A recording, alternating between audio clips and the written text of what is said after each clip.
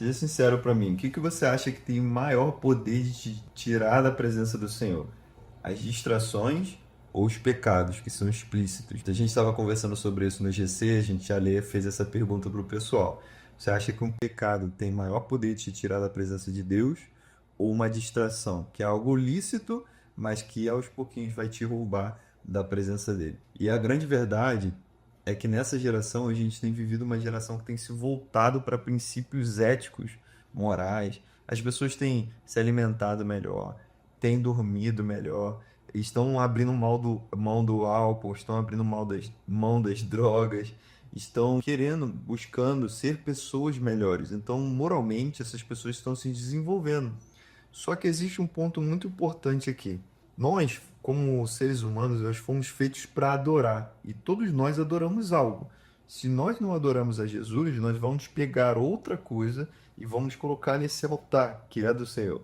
Então, o que que acontece com essa geração? Você olha para aquele menino lá, o menino não sai, o menino não é de bebê, ele não usa drogas, ele não fica saindo com um monte de meninas diferentes, ele faz as coisas que moralmente é certo.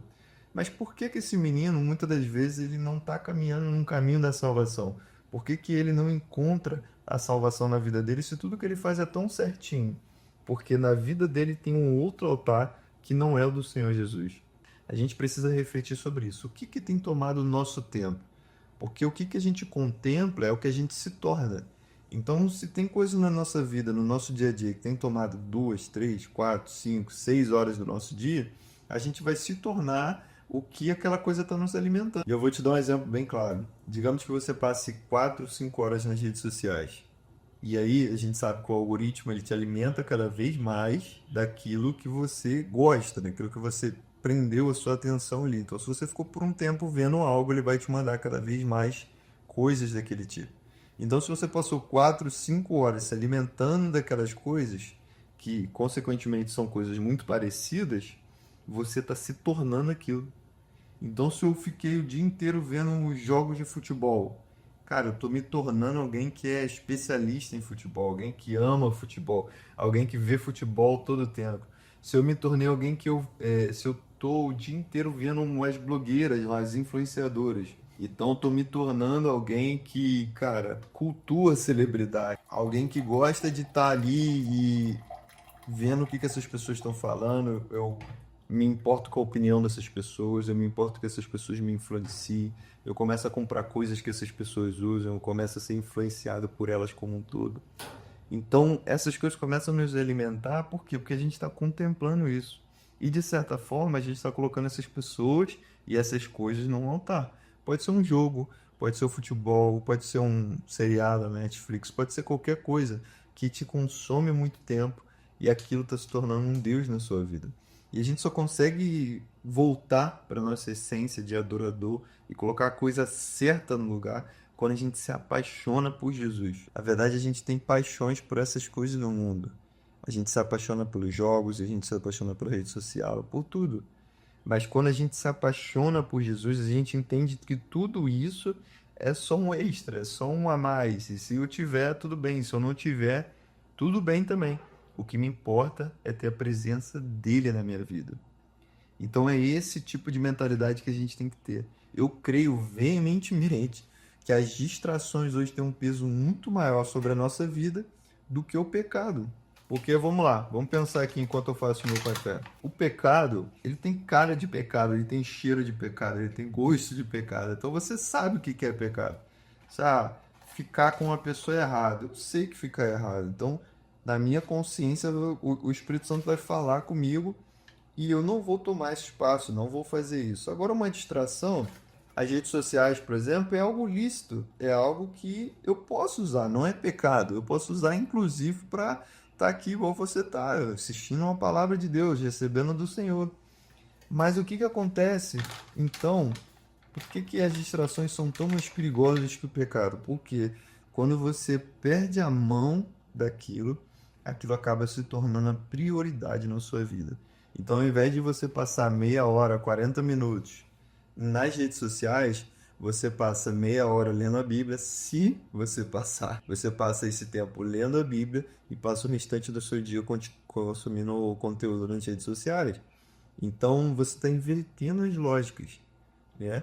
Tem até um filme, se eu não me engano, é aquele do Gulliver. Em determinado momento, os personagens lá, eles olham para ele e falam assim, cara, eu tenho certeza que esse relógio é o Deus dele, porque ele passa o dia inteiro olhando para esse relógio. Ou seja, o personagem ele estava se importando demais com o tempo, né? Com a vida dele, ele estava sempre atrasado e tudo mais. E eles chegaram à conclusão que aquele ali era o Deus dele. Por quê? Porque ele olhava, ele contemplava aquilo ali o dia inteiro. E aí a pergunta que eu faço para você é o seguinte: se alguém olhasse para sua vida de fora, o que que ela definiria que é o teu Deus? O que que ela definiria e falaria assim, cara, com certeza esse aqui é o Deus dele? Porque ele passa o dia inteiro fazendo isso.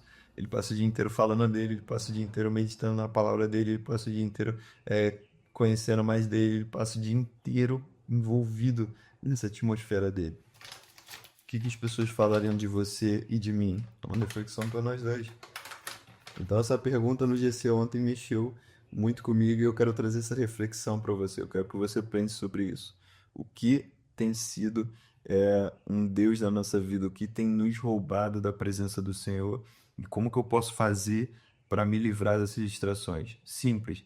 A gente só vai conseguir substituir um hábito criando outro. Eu vou te dar um exemplo disso, tá? Deixa eu só passar o meu café aqui, que inclusive tá com um cheiro maravilhoso. Todos os dias pela manhã eu tenho um hábito de ler a Bíblia.